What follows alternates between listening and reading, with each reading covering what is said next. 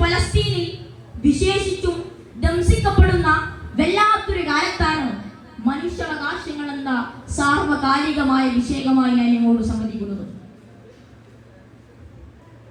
മനുഷ്യനെന്ന നിലക്ക് ലഭിക്കേണ്ട അടിസ്ഥാനാവകാശങ്ങളെ മനുഷ്യാവകാശങ്ങൾ എന്ന് വിളിക്കാം.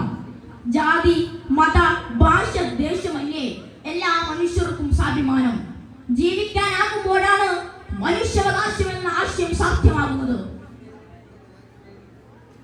1948 ഡിസംബർ 10 ഐക്യരാഷ്ട്രസഭ ജനറൽ അസംബ്ലി നടത്തിയ അന്താരാഷ്ട്ര മനുഷ്യാവകാശ പ്രഖ്യാപനം ഏറെ ശ്രദ്ധേയമാണ്.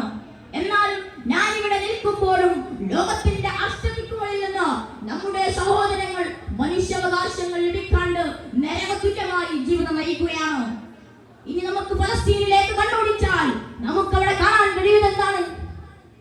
അവിടുത്തെ പിഞ്ചുമക്കളെ പോലും ഇസ്രായേൽ രാജ്യം അടിച്ചു തകർത്തിക്കളയുകയാണോ?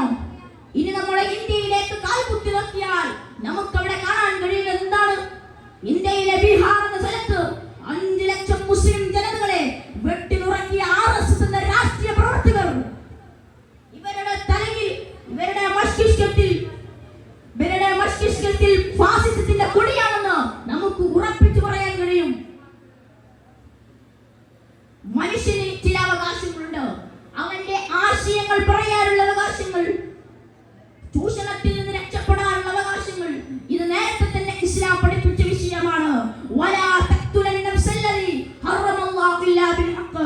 ഒരു മനുഷ്യരെയും അനാവശ്യമായി കൊല ചെയ്യരുതെന്ന് ഇസ്ലാമാണ് ആദ്യം പ്രഖ്യാപനം ചെയ്തു വെച്ചിട്ടുള്ളത്.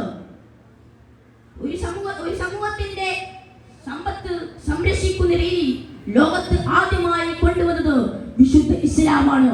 ആ വിശുദ്ധ ഇസ്ലാമിന് ഇന്ന് ഐക്യരാഷ്ട്രസഭയുടെ ഔദ്യോഗികമായ മനുഷ്യാവകാശ ദിനത്തിൽ ഈ സന്ദേശം മുന്നോട്ട് വെക്കാൻ കഴിയും.